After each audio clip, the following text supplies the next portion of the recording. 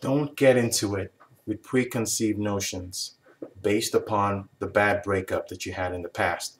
A lot of people, they do this, all right? They start dating after a bad breakup and they judge the person that they're dating based upon what they went through in their past relationship.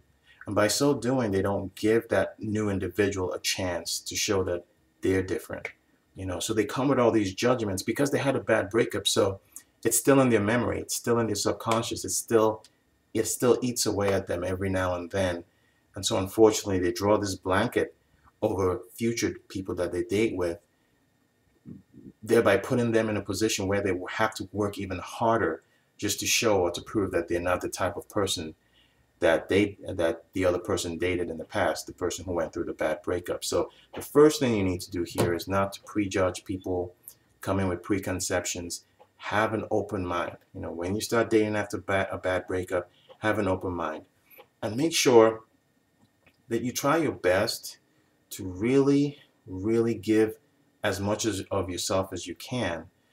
You don't want to have, because a lot of times people who've been through a bad breakup, they don't give all that they have into a new possible relationship or a new suitor or a new person that they start dating, because they're afraid. They're afraid that if they give themselves to this new person, that they're going to get hurt again, like they were in their past relationship.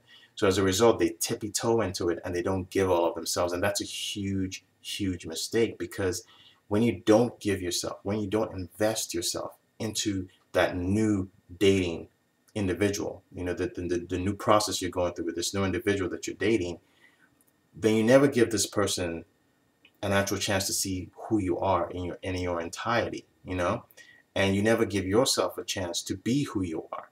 So it's almost like you're getting into something that is half full, and it can never go very far, and it can never be very fulfilling when that's the case. You'll never feel like you're really truly invested in a relationship because you're not giving it everything that you have. So that's another approach that you absolutely have to be aware of and avoid. All right. So once you start dating this individual or individuals that you're going to be dating, you also need to make sure that you try your absolute best to make yourself as helpful in the process as possible. And what I mean by that is you have to try to be open to stuff. Okay. Try not to be stuck on a certain way of dating. This individual may be totally different. They may be into something else that's just different from what you're used to. It might be against the norm. It might be a little bit strange, a little bit different. Always be open to that, because that actually may be a good thing for you. Dating someone that's doing something different from what you've experienced in the past is almost like going on a new and different journey. And that could be what you need. That could be what you need to help you get over any kind of subconscious, baggage that you still have from your past bad breakup. So be as open as you can as well.